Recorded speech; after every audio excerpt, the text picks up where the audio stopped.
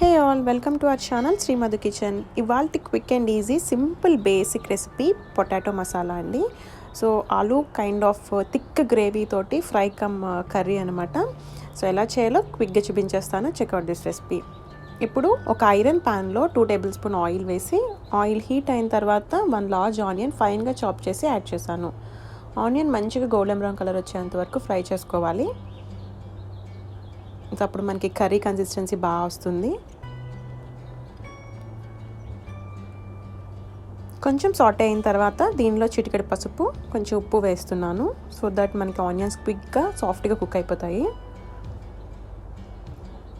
Iron pan అయితే ఈ రెసిపీకి మనకి చాలా బాగా వస్తుందండి. సో చూసారు కదా, ఆనియన్స్ మంచిగా బ్రౌన్ కలర్ వచ్చేసాయి.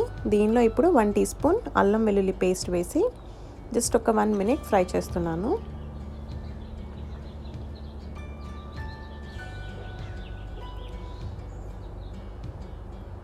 అల్లం వెల్లుల్లి పేస్ట్ కూడా ఫ్రై అయిపోయిన తర్వాత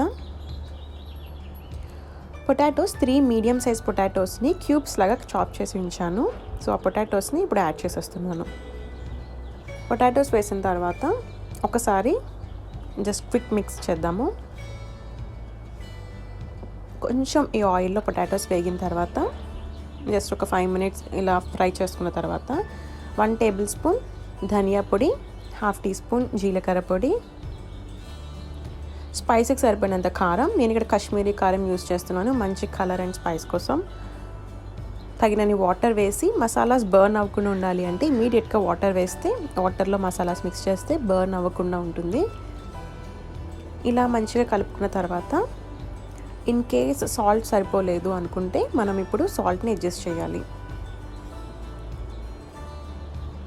అండ్ అలానే ఒక 5 or 10 మినిట్స్ బాయిల్ అయిన తర్వాత ఈ బాయిల్ అయిన వాటర్లో garam masala 1 teaspoon add చేస్తున్నాను.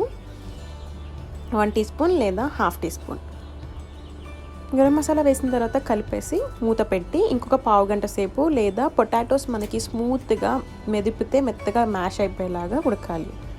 సో మూత పెట్టి ఉడికిస్తున్నాను.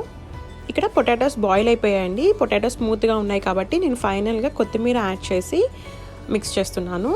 హై ఫ్లేమ్లో కంటిన్యూస్గా మిక్స్ చేస్తూ నాకు కావాల్సిన థిక్నెస్ కన్సిస్టెన్సీ వచ్చేంత వరకు నేను ఇలా కంటిన్యూగా మిక్స్ చేస్తూ ఈ కర్రీని దగ్గర పడిన తర్వాత స్టవ్ ఆఫ్ చేసి సర్వ్ చేసేసాను. సో ఇదండి ఇవాల్టి పొటాటో మసాలా. ఇది ఒక బేసిక్ మసాలా, ఎలా అయినా యూస్ చేయొచ్చు. లైక్ దోస, చపాతీ, రైస్, బిర్యానీ, దేనికైనా చాలా బాగుంటుంది. మీరు ట్రై చేయండి అండ్ మీకు ఎలా వచ్చిందో నాకు కమెంట్ చేసి చెప్పండి. Don't forget to subscribe Srimadhu kitchen. Thanks for watching. Bye.